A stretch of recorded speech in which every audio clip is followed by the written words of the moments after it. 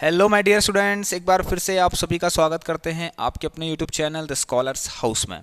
So dear students, आज की इस क्लास में हम सैम्पल क्वेश्चन पेपर सॉल्व करने वाले हैं मैथमेटिक्स स्टैंडर्ड का, जो सीबीएसई से आया था आप लोगों के लिए for the year 2023-24, right, for the session 2023-24, मतलब 2024 के बोर्ड एग्जाम के लिए एक सैम्पल क्वेश्चन पेपर आप लोगों को दिया गया है सीबीएसई ने, तो उसे आज हम यहाँ पर सॉल्व करने वाले हैं। तो इसमें हम क्या करेंगे स्टूडेंट, देखिए ये पूरे सैम्पल पेपर को हम पार्ट्स में कंप्लीट करेंगे और आज के इस लेक्चर में, इस क्लास में हम एमसीक्यू वाला जो पार्ट है सेक्शन ए, उसे हम कंप्लीट करने वाले हैं। तो सभी स्टूडेंट्स वही क्लास में आ जाइए और सबसे पहले आप सभी इस क्लास को अपने अपने दोस्तों को शेयर कर दीजिए। सभी को क्वेश्चन पेपर सॉल्व करना है, सैम्पल क्वेश्चन पेपर, जिससे कि आपको आइडिया मिल जाएगा कि बोर्ड एग्जाम में आपके पास किस तरीके का पेपर हो सकता है। तो आइए स्टूडेंट्स, देरी नहीं करेंगे और फटाफट से जो भी स्टूडेंट्स पहली बार हमारे चैनल से जुड़े हुए हैं, एक बार पहले चैनल को लाइक भी करें, शेयर भी करें एंड सब्सक्राइब भी करें। ऑलराइट, एंड सबसे इंपॉर्टेंट चीज़, आप सभी को व्हाट्सअप और टेलीग्राम ग्रुप को भी ज्वाइन करना है, जिसकी लिंक आपको नीचे डिस्क्रिप्शन बॉक्स में दी हुई है। तो आइए स्टूडेंट्स स्टार्ट करते हैं। सेक्शन ए का पहला क्वेश्चन पढ़ते हैं। यहाँ पर क्या लिखा है, दो पॉजिटिव इंटीजर है ए एंड बी, जिसको इस तरह से लिखा गया है कि ए क्या है x cube into y square and b क्या है एक्स वाई का क्यूब। ऑलराइट, जहाँ पर x और y क्या है प्राइम नंबर्स हैं। Alright, then the result obtain by dividing the product of positive integers by the LCM this. तो बहुत इंपॉर्टेंट है, इसमें आप गलती कर सकते हैं जल्दीबाजी में, कहीं आपने इसका सिर्फ एलसीएम निकाल के आंसर लिख दिया तो ये क्वेश्चन आपका गलत हो जाएगा, इसका आंसर आपका गलत हो जाएगा। तो आइए मैं इस वाले पेपर पर, देखिए यहाँ पर एक ब्लैंक शीट मैंने ले रखी है, हाँ इस पर मैं इसका सॉल्यूशन कराता हूँ। सबसे पहले देखना इसमें यहाँ पर क्या लिखा गया है। आई थिंक आपको सब क्लियर दिख रहा होगा। चलिए, तो यहाँ पर फर्स्ट वाला क्वेश्चन मैं सॉल्व कराता हूँ। देखिए ए को कैसा लिखा गया x cube y square, b को कैसा लिखा गया है एक्स वाई का क्यूब। अब आपको क्या करना है, देखिए स्टूडेंट, पहले इन दोनों का प्रोडक्ट करना है ए इंटू बी और इनका एलसीएम निकालना है, LCM of a comma b, और फटाफट हम इसको सॉल्व करेंगे। ए कितना है देखिए x cube y square, right, और बी कितना है एक्स वाई का क्यूब है। इसके अपॉन में देखिए एलसीएम कैसे निकालते हैं, देखिए बहुत सिंपल है स्टूडेंट्स। अब इसमें देखिए और इसमें देखिए, x की सबसे हाईएस्ट एक्सपोनेंट कौन सा दिख रहा है आपको, ग्रेटेस्ट पावर कौन सी है x की, जो कि x क्यूब है। ऑलराइट, और y की क्या है y क्यूब है। दोनों में चेक करेंगे, जो ग्रेटेस्ट एक्सपोनेंट होता है उसे ही लिखते हैं हम। ऑलराइट, तो ये कट गया इससे भाई, ये कट गया इससे, और आंसर आ गया एक्स वाई का स्क्वायर। सो सर यहाँ से हमें पता चल गया कि इसका आंसर क्या हो गया एक्स वाई का स्क्वायर, मतलब option B is your correct answer. So I think आपको क्लियर होगा, बहुत बढ़िया। Now moving to the question number second, the given linear polynomial y is equal to f x. देखिए इसमें जब y equal to f x लिखा है, इसके पास कितने जीरोज होंगे, कुछ नहीं करना है, आपको ग्राफ देखना है। ग्राफ में देखना है एक लाइन एक्सेस को कितनी बार कट कर रही है, जितनी बार कट करेगी उतने ही उसके जीरोज होंगे। तो इस लाइन ने एक्सेस को एक बार कट किया है तो उसके एक जीरो आपको मिलेगा। राइट, एक जीरो मिलेगा, और जिस पॉइंट पर कट किया है वही इसका जीरो कहला जाएगा। तो इसका मतलब 1 0 एंड द जीरो इज 3। सो ये तो बहुत सिंपल हो गया है। चलिए भाई, तो इस पेज को हटाते हैं हम। अब हम बढ़ते हैं स्टूडेंट अपने नेक्स्ट वाले क्वेश्चन की तरफ, जो कि क्वेश्चन नंबर थर्ड है। देखिए यहाँ पर क्या करना है, बहुत सिंपल है, तो सबने पढ़ा ही है, हमने पढ़ा रखा आपको क्लास में। ये वाली लाइंस जो है स्टूडेंट, देखिए ग्राफ में आपको लाइन दिख रही हैं जो कि नॉन इंटरसेक्टिंग है, इसका मतलब पैरेलल है। तो इसके लिए कौन सा स्टेटमेंट ट्रू है ये बताना है आपको। ऑलराइट, तो उसमें ये बहुत इजीली आपको मैंने समझाया था, अब हमारी क्लास देखेंगे तो पता लग जाएगा। जब इंटरसेक्टिंग लाइंस आती हैं तो रेशियोज कैसे बन जाते हैं, इस तरीके बनते हैं। देखिए इसमें ऑप्शन नंबर आपका होगा बी, कि a1 upon a2 is equal to b1 by b2 is not equal to c1 by c2। Right, ये इन्फिनिटी मैनी सॉल्यूशन के लिए होता है, ये सभी को पता होगा, और ये वाला होता है स्टूडेंट इंटरसेक्टिंग लाइंस के लिए। समझ गए। चलिए भाई, अब आगे की तरफ बढ़ते हैं। यहाँ पर देखिए student, the nature of a roots of quadratic question, भाई बहुत सिंपल हो गया। इसके क्वाड्रेटिक क्वेश्चन है, ठीक है, 9x square minus 6x minus 2 के आपको क्या निकालना है, रूट्स निकालने हैं। चलिए मैं बताता हूँ कैसे निकालेंगे रूट्स। हमने किया था क्वेश्चन, तो क्वेश्चन नंबर हम 4 की तरफ बहुत जल्दी आ गए हैं। देखिए यस, रूट्स निकालने के सुनो डिस्क्रिमिनेंट की जरूरत पड़ती है, d is equal to b square minus 4ac।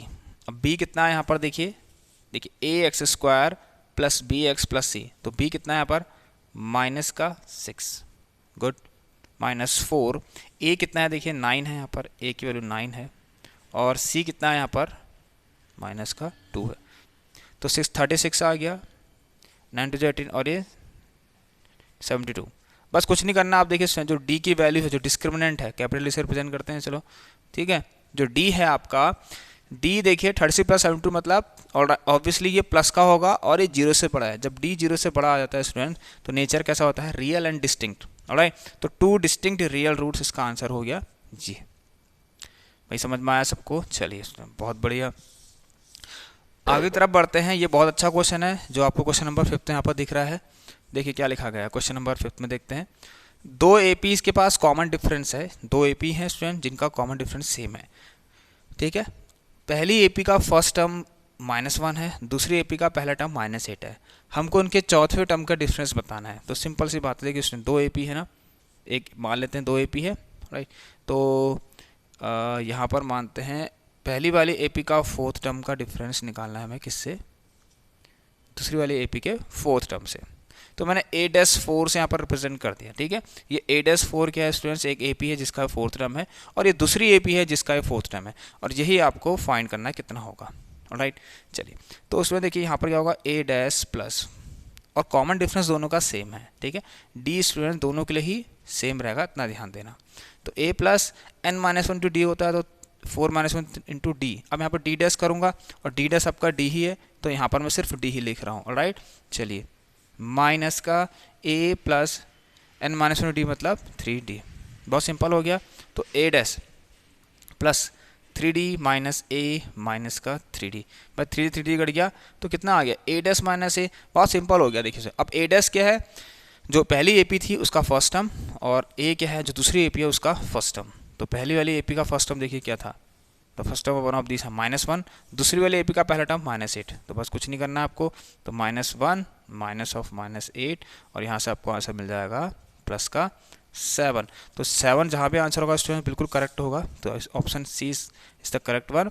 चलिए नेक्स्ट क्वेश्चन देखिए, what is the ratio in which the line segment joining 2, -3 and 5, 6 is divided by x axis. बहुत इंपॉर्टेंट है, आ जाइए यहाँ पर इसको एडजस्ट कर लेते हैं थोड़ा सा। चलिए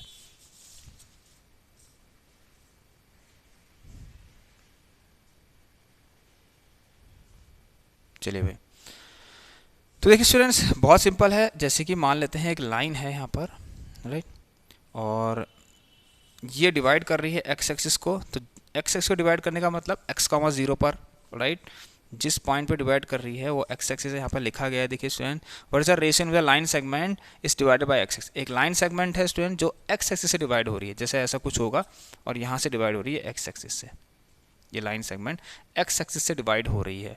तो स्टूडेंट देखिए एक्स एक्सिस पर उसका पॉइंट जहाँ से, जिस पॉइंट से वो डिवाइड हुई है, राइट, तो उस पॉइंट के कोऑर्डिनेट क्या होंगे, ऑब्वियसली x,0 होंगे, तो हमें सब पता है अच्छे से।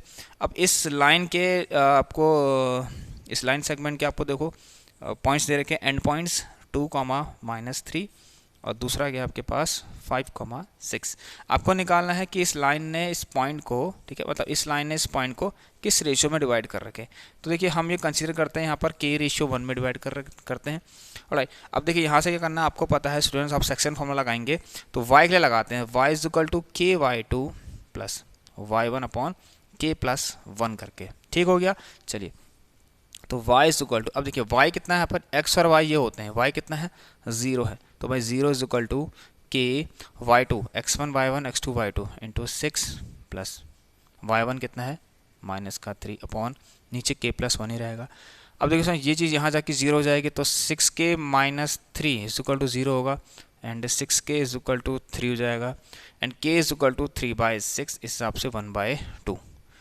तो स्टूडेंट जहाँ भी 1/2 ऑप्शन होगा, देखिए मिल गया आपको। 1/2 का मतलब स्टूडेंट्स क्या हो गया, 1:2। तो 1:2 कहाँ पर है, ये यहाँ पर है, तो ये आपका करेक्ट हो गया।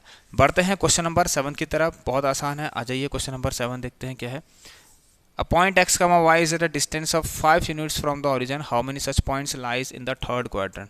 देखिए ऑलराइट, बहुत सिंपल है। एक पॉइंट x, y है जो कि ऑरिजिन से 5 यूनिट दूर पर है, ठीक है। अभी हमें ये नहीं पता ये पॉइंट कहाँ लाई कर रहा है, राइट। एक पॉइंट x, y है जो कि 5 यूनिट्स है फ्रॉम द ऑरिजिन। तो ऐसे कितने सच पॉइंट्स होंगे जो थर्ड क्वाड्रेंट में लाई करेंगे, तीसरे वाले क्वाड्रेंट में लाई करेंगे। देखिए इसमें बहुत सिंपल है, 5 यूनिट डिस्टेंस, जैसे मान के चले ये है ऑरिजिन से 5 यूनिट्स दूर, ठीक है। तो मान लेते हैं ये भी हो सकता है 5 यूनिट दूर, ये भी हो सकता है ये भी हो सकता है, ये भी हो सकता है, ये भी हो सकता है, ये भी हो सकता है। तो ऐसे स्टूडेंट्स बहुत सारे पॉइंट्स होंगे जो इस ओरिजिन से 5 यूनिट दूर लाई करेंगे और थर्ड क्वाड्रेंट में होंगे। तो इस हिसाब से इसका आंसर स्टूडेंट बनता है इनफाइनाइटली मैनी पॉइंट्स। ठीक है, how many such points lie in the third quadrant. ठीक है, एक पॉइंट है जो कि x, y, ठीक है, एक पॉइंट x, y है जो कि ओरिजिन से 5 यूनिट दूर है। ठीक है, 5 यूनिट्स दूर है। तो ऐसे कितने पॉइंट्स होंगे जो थर्ड क्वाड्रेंट में लाई करेंगे? तो ऐसे बहुत सारे पॉइंट्स होंगे जो थर्ड क्वाड्रेंट में लाई करेंगे और जो 5 यूनिट्स दूर होंगे, जैसे कि मैंने आपको यहाँ पर दिखा दिया। तो इसमें हम लिख सकते हैं इनफाइनाइटली मैनी। अब आइए आगे तरफ बढ़ते हैं। यहाँ पर क्वेश्चन नंबर 8 देखिए क्या लिखा गया है। इन ट्राइंगल ABCD, ये बहुत अच्छा क्वेश्चन है, इसको ध्यान से हम करेंगे। एक मिनट, चलिए भाई क्या लिखा गया देखें यहाँ पर, क्वेश्चन को ढंग से देखें आप लोग। यस, देखिए in triangle ABCDE parallel to AB, बहुत सिंपल है। देखिए यहाँ पर, देखिए ये इसके पैरेलल है। ठीक है, मैं यहाँ पर बना देता हूँ, बना के ज़्यादा समझ में आएगा अच्छे से आपको। DE और ये A एंड B।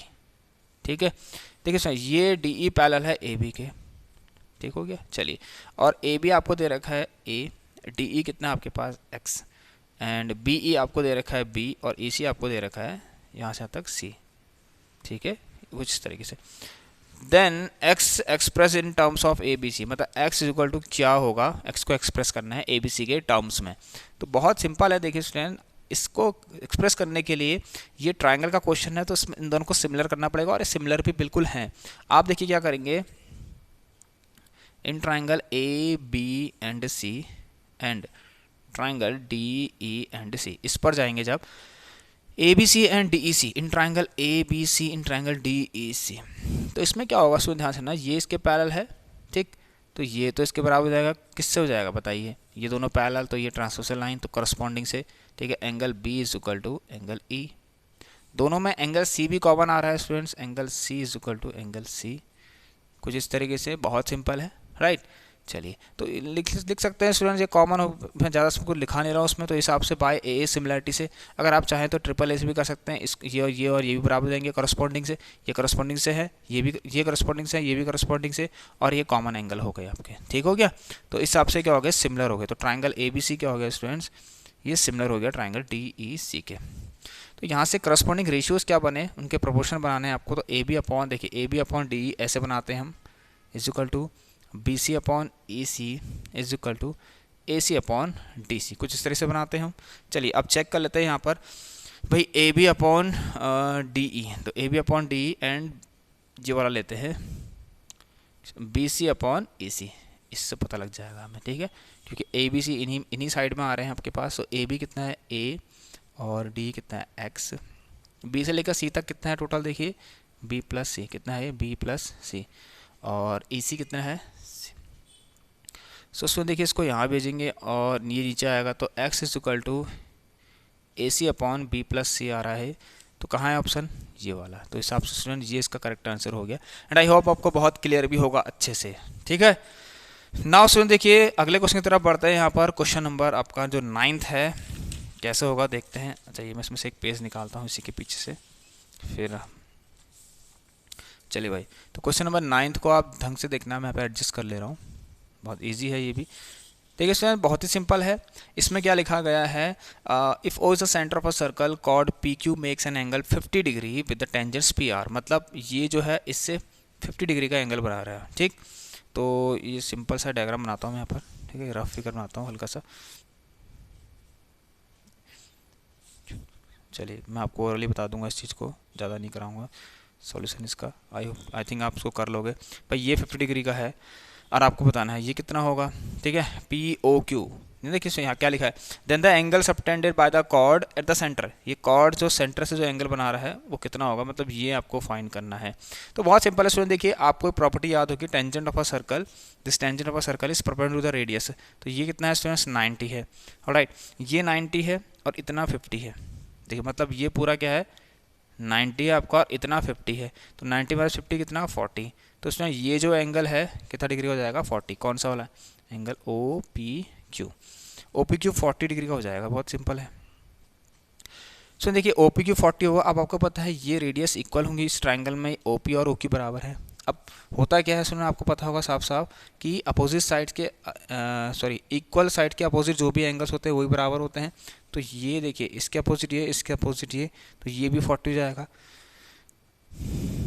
OQP भी आपका 40 जाएगा। तो सिंपल हो गया सुनो, इस ट्राइंगल में हम एंगल सम प्रॉपर्टी लगाएंगे, ये 40 या 40, तो ये वाला कितना आएगा 40 40 80, ठीक है। तो 180 माइनस 80 और कितना जाएगा आपका 100 आंसर आ जाएगा। कितना आ जाएगा स्टूडेंट्स 100 आएगा। आप POQ ट्राइंगल में ट्राइंगल की एंगल सम प्रॉपर्टी यूज लगाना स्टूडेंट्स, और ये कितना आ जाएगा 100 डिग्री। सो 9 क्वेश्चन तक तो हमने कर लिए है, ठीक है। तो इसका ऑप्शन क्या हो जाएगा, बी हो जाएगा।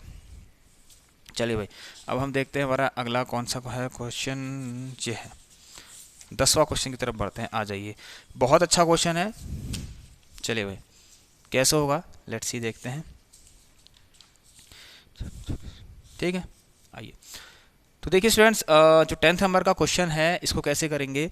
अ corridor PQR is drawn to circumscribe a circle.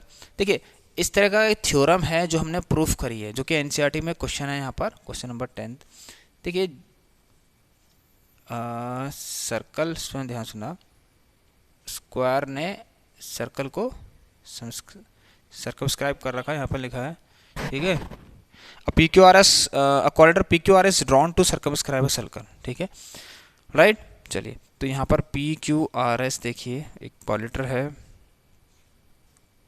ठीक है, जो कि सर्कल के सरकमफेरेंस पर है, इसलिए लिखा गया है टू सर्कमस्क्राइब अ सर्कल, जिसने सर्कल को सर्कमस्क्राइब कर रखा, ठीक, टू सर्कमस्क्राइब अ सर्कल। अब यहाँ पर देखिए स्टूडेंट्स क्या है, ये यहाँ से कितना है 12 है भाई, और ये कितना है आपका 15 है, और ये कितना है 14 है। तो हमने ये प्रूफ कर रखा है। मैं आपको बताता हूँ, जब भी ऐसा क्वेश्चन आएगा और आपको अगर ये निकालना है तो क्या होता है इसमें, ध्यान सुनना, इन दोनों का सम जो होगा वो इन दोनों के सम के बराबर होता है, राइट। तो 12 + 14 इज इक्वल टू 15 + PS। मैं शॉर्ट में करा रहा हूँ क्योंकि ये MCQ वाला पार्ट है, 26 और ये 15 इज इक्वल टू PS। तो यहाँ से PS की वैल्यू आ जाएगा स्टूडेंट्स 11। तो ये ऑप्शन हो गया। और ये मैंने सर्कल के अंदर स्टूडेंट्स पढ़ा रखा है, आप जाके क्लास देख सकते हैं। हमारी प्रीवियस ईयर में मैंने आपको करवाया था, एक बार आप जाके जरूर हमारी क्लास देख लेना। ऐसा एक क्वेश्चन है जिसमें हमें ये प्रूफ करना होता है कि PQ + SR is equal to QR + PS, right. Good, now बढ़ते हैं यहाँ पर क्वेश्चन नंबर 11, जो कि हमको ट्रिग्नोमेट्री की तरफ ले जा रही है, ठीक है। क्वेश्चन नंबर 11 की तरफ देखते हैं। साइन थीटा कितना है स्टूडेंट्स, A/B है। चलिए भाई देखिए स्टूडेंट, यहाँ थीटा कर लेते हैं, इसको A, B अगर C मान ले, तो देखिए हमें पता है पंडित बद्री प्रसाद हर भोले वाला कॉन्सेप्ट हमने पढ़ा था। तो साइन क्या होता है स्टूडेंट्स, साइन होता है P/H। तो ये थीटा के सामने वाला क्या होता है, परपेंडिकुलर, लंबी साइड हाइपोटेन्यूस, बची हुई साइड बेस हो गया। तो साइन थीटा यहाँ पर A/B लिखा गया है, तो A यहाँ होगा और B कहाँ होगा, ऑब्वियसली यहाँ पर होगा। ये निकाल लीजिए आप लोग, क्योंकि कॉस थीटा आपको निकालना है अभी। तो ये कितना होगा, इसमें अगर आप देखिए स्टूडेंट्स पाइथागोरस में, यहाँ पर पाइथागोरस की प्रॉपर्टी लगाएंगे क्योंकि ये 90 डिग्री होगा, ठीक है। तो hypotenuse square is equal to this square plus BC का स्क्वायर। तो यहाँ से students BC square is equal to B square minus A square, and BC is equal to √B square minus A square. तो ये कितना आ जाएगा, √B square minus A square. अब ये आपसे पूछ रहा है कॉस थीटा कितना होगा। तो भाई कॉस थीटा देखिए कितना होगा, देखते हैं। कॉस थीटा निकालें, यहाँ देखिए लिखा गया कॉस थीटा। तो कॉस थीटा क्या होता है, बेस अपॉन हाइपोटेन्यूस। अब थीटा के लिए बेस ये है और हाइपोटेन्यूस ये है, तो कितना होगा, √B square minus A square upon B। तो √B square minus A square upon B। जहाँ भी दिख रहा है ऑप्शन में टिक लगा दीजिए, ऑप्शन नंबर C। आ जाइए अब क्वेश्चन नंबर 12 देखिए स्टूडेंट, ये भी बहुत सिंपल है। sec A + tan A बहुत सिंपल है। आइए देखते हैं कैसे करेंगे इसको। sec A + tan A 1 - sin A बहुत सिंपल है। देखिए स्टूडेंट, sec A क्या होता है, 1/cos A होता है। tan A क्या होता है, sin A upon cos A होता है, ठीक है। चलिए, और यहाँ क्या है, 1 - sin A है। अब यहाँ अगर एलसीएम लेंगे तो नीचे cos A आएगा, और ऊपर देखिए इसमें बिल्कुल ऐसा का वैसे ही रहेगा। चलिए अब यहाँ देखिए हो क्या रहा है, ये A + B A - B बन रहा है, तो कितना आएगा, A square minus B square है, 1 स्क्वायर का 1 ही रहेगा।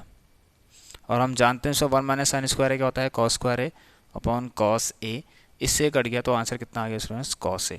तो cos A जहाँ भी आपको दिखेगा वो करेक्ट आंसर होगा, तो D से करेक्ट आंसर, ठीक। क्वेश्चन नंबर 13 की तरफ बढ़ते हैं। If a pole 6 metre high, देखिए ढंग से पढ़ लीजिए।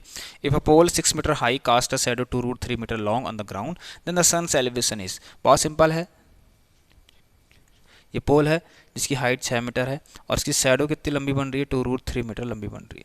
सन का एलिवेशन मतलब यहाँ से लेकर यहाँ तक ये जो एंगल बन रहा है ये कितने का बनेगा। सिंपल सा देखिए स्टूडेंट, इस थीटा के लिए ये परपेंडिकुलर बेस है, तो कहाँ मिलता है, कौन से रेशियो में आपको परपेंडिकुलर बेस का रेशियो मिलता है वो देखना है हमें। तो tan थीटा पे मिलता है, तो tan theta is equal to 6/2√3, 2 3 जा 6 और ये √3, तो tan theta is equal to √3 आ रहा है। अब देखिए स्टूडेंट, आपको देखना है कि थीटा tan के कौन से एंगल पर √3 मिलता है, 60 पे मिलता है। इट मीन्स थीटा कितना आ गया स्टूडेंट, 60 डिग्री। तो जहाँ भी 60 है करेक्ट आंसर ए। गुड, चलिए बहुत सिंपल है। If the parameter and the area of a circle are numerically equal, बहुत सिंपल है ये भी, आ जाइए। देखिए पैरामीटर ऑफ सर्कल कितना होता है स्टूडेंट्स, 2πr, और एरिया ऑफ सर्कल क्या होता है, πr²। ठीक है, जब ये दोनों इक्वल हैं तो πr से देखिए यहाँ एक πr एक r बचा बस यहाँ पर, तो r बराबर कितना जाएगा, 2 यूनिट्स आ जाएगा। तो ए इज करेक्ट आंसर। बहुत सिंपल सिंपल क्वेश्चन है। यस, ये भी बहुत सिंपल है। देखिए कैसे होगा मैं आपको बताता हूँ। It is propose to build a new circular park, एक न्यू सर्कुलर पार्क बनाना है जिसका एरिया किसके बराबर है, ठीक है, न्यू सर्कुलर पार्क, हाँ, इक्वल्स इन एरिया, हाँ एरिया, ठीक है, इसका एरिया मतलब किसके बराबर है, दो सर्कुलर पार्क के एरिया के बराबर है जिसके डायमीटर 16 और 12 दे रखे। तो हमें वो जो नया पार्क बना रहे हैं हम उसका रेडियस हमें फाइंड करना है। तो इसमें कुछ नहीं है, देखिए मैं अगर उसको समझाऊँ ऐसे, वेट अ मिनट, देखिए हो क्या रहा है क्वेश्चन नंबर 15 में।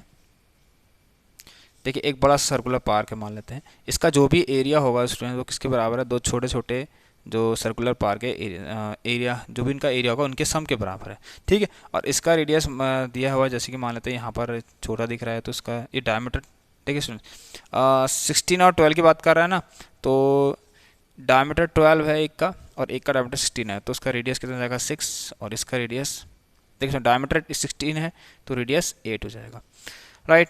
तो इसका रेडियस r मान लेते हैं, तो निकालते हैं।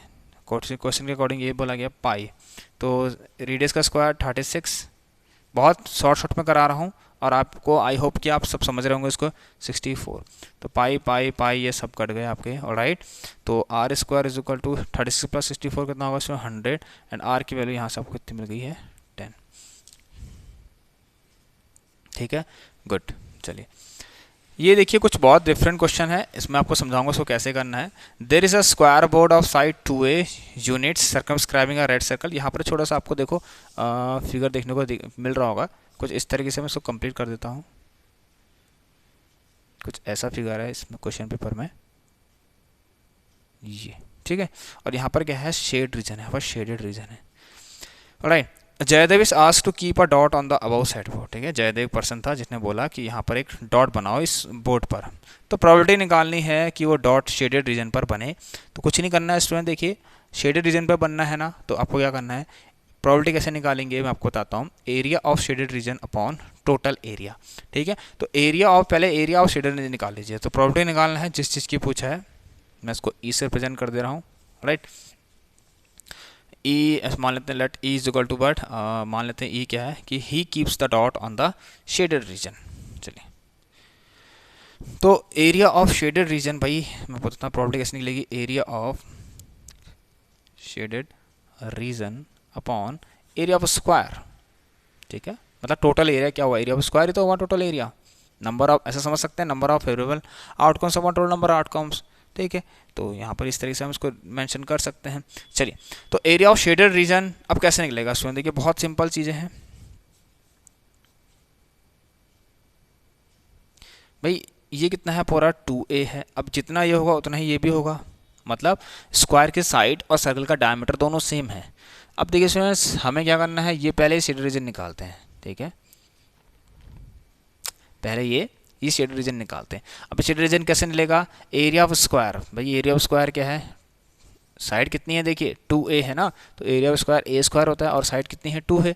चलिए इसमें से आप माइनस कर देंगे किसको, एरिया ऑफ सर्कल को, तो पाई r स्क्वायर। भाई अब देखिए डायमीटर 2a है तो रेडियस कितना आएगा इसका स्क्वायर, तो ये तो कितना आ गया इसमें 4a स्क्वायर माइनस पाई ए स्क्वायर। तो यहाँ से ए स्क्वायर कॉमन ले लिए और आ गया 4 माइनस पाई। अब देखिए स्टूडेंट्स, मैं यहाँ पर क्या कर रहा हूँ, देखिए आपको दिख रहा कुछ इस तरह से मैंने किया। ये हमारा शेडेड रीजन का एरिया निकल गया। क्या निकल गया? शेडेड रीजन का एरिया कितना निकल गया? ए स्क्वायर और 4 minus pi. Area of square कितना है स्टूडेंट? देखिए एरिया ऑफ स्क्वायर कितना है, ये देखिए 2a का स्क्वायर मतलब 4a स्क्वायर है। तो इससे इसको काट दीजिए तो आंसर प्रोबेबिलिटी आ गई आपकी कि वो डॉट शेडेड रीजन पर पड़े लगाए। ठीक है, चलिए, तो ये है उसकी प्रोबेबिलिटी 4 माइनस पाई अपॉन 4। तो 4 minus pi by 4, b option is the correct one. आ जाइए क्वेश्चन नंबर 7 की तरफ पढ़ते हैं। बहुत जल्दी हम इसको कर रहे हैं। जिसको कुछ नहीं, जिसको देखिए जिनको कुछ डाउट हुआ हो अभी तक इस क्वेश्चन में जितने मैंने यहाँ पर करवाए आपको, तो आप हमसे व्हाट्सअप नंबर पर पूछ सकते हैं। ऑलराइट, व्हाट्सअप ग्रुप की लिंक आपको नीचे डिस्क्रिप्शन बॉक्स में दे रखी है। 2 cards of heart and 4 cards of spade missing from 52 cards. तो 52 कार्ड में से स्टूडेंट देखिए 2 कार्ड्स हमने किस किस के निकाल दिए? 2 हर्ट के निकाल दिए और 4 स्पेड के निकाल दिए। तो बचे कितने पहले देख लेते हैं। 52 माइनस ये आएगा 6, कितने बचे? 52 माइनस 6 आपके बचे स्टूडेंट कितना? 46। अब हो क्या रहा है देखिए यहाँ से student, a card is drawn at random from the remaining pack. ठीक है, इस रिमेनिंग पैक में से कुछ कार्ड हमने निकाले, रैंडमली निकाला। What is the probability that getting a card, a black card, black card निकले, इसकी क्या प्रोबेबिलिटी है? देखिए स्टूडेंट, सबसे पहले मैं आपको बता देता हूँ, हमने प्रोबेबिलिटी क्लास भी कर रखी है जिसमें आपको कार्ड की पूरी नॉलेज मिलेगी और कार्ड से रिलेटेड जो भी क्वेश्चन बन सकते हैं इंपॉर्टेंट आपके बोर्ड एग्जाम के लिए भी, वो भी मैंने आपको करवा रखा है। उसकी लिंक मैं आपको नीचे डिस्क्रिप्शन बॉक्स में दे दूंगा। अदरवाइज आप लोग आप लोग चैनल पर विजिट करके प्लेलिस्ट चेक कर लेना, आपको मिल जाएगा। ठीक है, वैसे आपको चलिए मैं आपको शेयर कर दूंगा वो चीज़, मैं इसकी लिंक दे दूंगा आपको। ठीक है, आइए, तो यहाँ पर देखिए what is the probability getting a black card. भाई ब्लैक कार्ड आने की क्या प्रोबेबिलिटी है, देखते हैं कितने ब्लैक कार्ड हैं। ठीक, चलिए देखिए 4, इसमें ध्यान सुनना है आपके। मैं बताता हूँ, क्लब और स्पेड की बात करता हूँ। अगर क्लब और स्पेड में ब्लैक कार्ड्स होते हैं, क्लब और स्पेड दोनों के ब्लैक कार्ड्स होते हैं। 13 यहाँ होते हैं, 13 यहाँ होते हैं। अब आपने देखिए स्टूडेंट 4 कार्ड्स और स्पेड के 4 कार्ड निकाल दिए थे, तो कितने बचे? सिर्फ 9 बचे। अब आप टोटल ब्लैक कार्ड्स कितने हैं? 13 और 9 22 हैं। कितने हैं? 22 हैं। तो भाई देखिए प्रोबेबिलिटी क्या होगी ब्लैक कार्ड्स निकालने की? भाई 22 अपॉन कितने में से निकालना है? 46 में से। तो ये इसकी प्रोबेबिलिटी हो जाएगी। तो ये ऑप्शन करेक्ट वन। ठीक है, अब आ जाइए स्टूडेंट, ये अच्छा क्वेश्चन है, इसको ध्यान से देखना। आपका ये स्टैटिस्टिक्स से है। The upper limit of the model class. देखिए स्टूडेंट, ये है बिलो 140। तो मैं आपको बनाता हूँ क्लास इंटरवल। बिलो 140 में कितने लोग हैं? 4। ठीक है, बिलो 140 के 4 लोग हैं। ठीक है, ये फ्रिक्वेंसी हो गई। अब इसमें देखिए मुझे क्लास इंटरवल बनाना है। अब 140 से कम ये है, 145 से बिलो ये है। ठीक है, तो यहाँ पर लिखा हाइट इन सेंटीमीटर, जिनकी हाइट 145 से कम है वो टोटल 11 लोग हैं। अब देखिए इस 11 में ये 4 लोग भी हैं। ठीक है, 140 से कम वाले भी। तो अगर यहाँ पर लिमिट बना दूँ, बाउंडेशन बना दूँ कि मुझे 140 से 145 के बीच के कितने परसेंट है जिनकी हाइट 140 से 145 के बीच में है, तो मुझे 11 में से इस 4 को हटाना पड़ेगा। ठीक है, तो 140 से 145 के बीच में 11 माइनस 4, 11 10 9 8 7 हो गया। फिर अगर मैं स्टूडेंट्स 145 से 150 जाऊँ, सो 29 माइनस 11 कितना? ये आ गया आपका 18। फिर 150 से 155 पर जाऊँ तो 40 माइनस 29, ये कितना आ गया? 11। ठीक है, इस तरीके से देखिए बहुत सिंपल हो रहा है। फिर 155 से स्टूडेंट्स हम 160 जाएँ तो यहाँ पर आप देख सकते हैं कितना आ जाएगा? 6। ऐसी 160 से 165 पर जाएँ तो कितना आ जाएगा? 11 10 9 8 7 6 5, ये आ जाएगा 5। ठीक है, तो देखिए स्टूडेंट्स, ये कह रहा है क्वेश्चन में the upper limit of the model class. ठीक है, अब मॉडल क्लास कैसे पता लगेगी? मॉडल क्लास कैसे पता चलती है? देखिए मैं आपको बताता हूँ। सबसे ज़्यादा फ्रिक्वेंसी कहाँ मिल रही है? यहाँ मिल रही है। इसके करस्पॉन्डिंग जो भी क्लास आपको इंटरवल मिलेगी वही आपकी मॉडल क्लास कहलाई जाएगी। अब ये होगी मॉडल क्लास। ठीक है, जैसे मीडियम क्लास होती है तो मॉडल क्लास। अब इस मॉडल क्लास की स्टूडेंट देखिए, सबसे पहले ना मैक्सिमम फ्रिक्वेंसी देखिए कहाँ मिली हमें? ये है मैक्सिमम फ्रिक्वेंसी। इसके करस्पॉन्ड मतलब इसके सामने आपको जो भी क्लास इंटरवल दिखेगा वही क्लास इंटरवल आपकी मॉडल क्लास कहलाई जाएगी। तो ये मॉडल क्लास है इसकी। अब इसमें अपर लिमिट कौन सी है? ये है। लोअर लिमिट ये है। तो आपसे पूछा अपर लिमिट कौन सी है? तो 150। तो भाई 150 इसका आंसर करेक्ट होगा। हम चेक करते हैं 150 है या नहीं ऑप्शन में। Wait a minute, where is, चलिए जस्ट देखिए स्टूडेंट, यहाँ पर 150 आपको दिख रहा है, दिखाता हूँ मैं आपको, ये है आपका 150 करेक्ट हो गया। अब असर्शन रीजन के क्वेश्चन है, बहुत सिंपल हैं, देखिए कैसे करेंगे इसको। यहाँ पर क्या लिखा है, बहुत इजी होते हैं इन क्वेश्चन को सॉल्व करना, ठीक है, थोड़ा सा दिमाग लगाना पड़ता है। Total surface area of the top इस सबसे पहले देखिए असर्शन और रीजन दे रखे हैं आपको। असर्शन के अंदर एक स्टेटमेंट दिया है कि टोटल सरफेस, ये है टॉप एक आपका, ठीक है, लट्टू मान के चले, लट्टू है पूरा, ठीक है। Total surface area of a top is the sum of CSA of hemisphere plus CSA of cone. बिल्कुल सही बात है स्टूडेंट, जब इस लट्टू का आपको एरिया निकालना है टोटल, तो आप देखेंगे कि आपको ये जो ऊपर हेमिस्फेरिकल पार्ट दिख रहा है इसका CSA और कोन का CSA आपको ऐड करना पड़ेगा। ये बहुत सिंपल है, ठीक है। अब देखिए स्टूडेंट्स, ये टॉप कैसे मिला इसके बारे में यहाँ पर देख रहे हो, क्यों, इसको रीजन डाल दीजिए, ठीक है, ड्यू टू, ठीक है, because top is obtained by joining the plane surface of hemisphere and cone together। obviously student देखिए, ये जो लट्टू बनेगा वो कैसे बनेगा बताइए, ठीक है भाई। ऑब्वियसली जब इस हेमिस्फेयर का प्लेन सरफेस और इस कोन के प्लेन सरफेस को ज्वाइन कर देंगे तभी आपको एक क्या दिखेगा स्टूडेंट्स, लट्टू यहाँ पर देखने को मिलेगा, और तभी आप इसका CS से, तभी आप इसका टोटल सरफेस एरिया भी फाइंड कर सकते हैं, राइट। इसी वजह से आप इसका TSA भी फाइंड कर सकते हैं, जो कि आपको यहाँ पर दिख रहा है, TSA of top is sum of CSA of hemisphere and CSA of cone, right. देखिए इसमें जब हमने हेमिस्फेयर का प्लेन सरफेस, ये हेमिस्फेयर का कोई प्लेन सरफेस है और कोन का भी एक प्लेन सरफेस है, इनको जब जोड़ दिया तो हमें ये मिला, और इसी वजह से ही हमने क्या किया, इसी वजह से स्टूडेंट हमारे पास हमको इसका एरिया भी मिला इस टॉप का, जो कि कैसे मिला, CSA of hemisphere plus CSA of cone. It mean student ये दोनों ही सही बात है, और ये इसको एक्सप्लेन कर रहा है, क्योंकि इसी के कारण हम इसका एरिया भी फाइंड कर पा रहे हैं, ये टोटल सरफेस एरिया। तो इस हिसाब से इसका आंसर बनता है 19 वाला, कि both assertion reason is true and reason is the correct expression of assertion. Last question की तरफ बढ़ते हैं, बहुत सिंपल है। देखिए ये एक स्टेटमेंट दे रखा है जिसमें आपको AP दे रखी है, यहाँ पर टर्म्स दे रखे हैं। ये कह रहा है -5, -5/2 0 5/2 इज इन AP। अभी AP में है, कैसे पता लगेगा, कॉमन डिफरेंस चेक करके पता लगेगा भाई, तो एक बार कर लेते हैं, आ जाइए। मैं एक काम करता हूँ, जो सिंपल वाली उसको देखता हूँ, कॉमन डिफरेंस सेम आ रहा है नहीं, तो A1 A2 A3 A4। तो पहले मैं A3 माइनस A2 चेक कर लेता हूँ भाई। A3 कितना है 0, A2 कितना है माइनस का 5/2, माइनस प्लस तो 5/2 आ रहा है, ठीक हो गया, ठीक है। तो ये कॉमन डिफरेंस यहाँ से आ गया। अब A4 minus A3, very good, A4 minus A3 मिल जाएगा आपको। A4 कितना है 5/2, और देखिए A4 5/2, A3 कितना है 0, तो 5/2 सही है, इसका मतलब ये AP में है तो सही है, ठीक। अब यहाँ पर लिखा गया है the terms of an AP can not have both positive और नेगेटिव रेशनल नंबर, नहीं हो सकते कह रहा है। यार कैसे नहीं हो सकते, देखिए अगर नहीं होता तो ये AP में ही नहीं होता। ये कह रहा है किसी AP के टर्म्स में, ठीक है, नेगेटिव और पॉजिटिव वाले रेशनल नंबर एक साथ नहीं हो सकते कह रहा। ये गलत है स्टूडेंट, क्योंकि यहाँ पर देखिए एक साथ ये है पॉजिटिव रेशनल नंबर, ये है नेगेटिव रेशनल नंबर, ठीक है। तो ये गलत बात है, यहाँ पर गलत चीज़ बोल रखी है, ठीक है। ये हो सकते हैं, पॉसिबल ऐसा हो सकता है किसी AP में नेगेटिव और पॉजिटिव रेशनल नंबर हो सकते हैं, जो कि यहाँ पर सेटिस्फाई कर रहा है इस बात को। तो A/R इज फॉल्स इसका होगा, बस A/R इज फॉल्स। सो कहाँ पर है, C वाले ऑप्शन में A/R is false. So students thank you for watching this lecture, और ये आप लोगों के लिए बहुत इंपॉर्टेंट लेक्चर हो गया है। एंड अब हम नेक्स्ट जो क्लास में उसमें सेक्शन B को अटेम्प्ट करेंगे। सेक्शन B के देखते हैं कि हम एक क्लास में कितने क्वेश्चन कर पाएंगे। तो हमने यहाँ पर जितने भी MCQs थे उसको समझ लिया है। जिन बच्चों को समझ में नहीं आया स्टूडेंट्स MCQ कोई क्वेश्चन में डाउट हुआ हो, आप हमसे पूछ सकते हैं, ठीक है।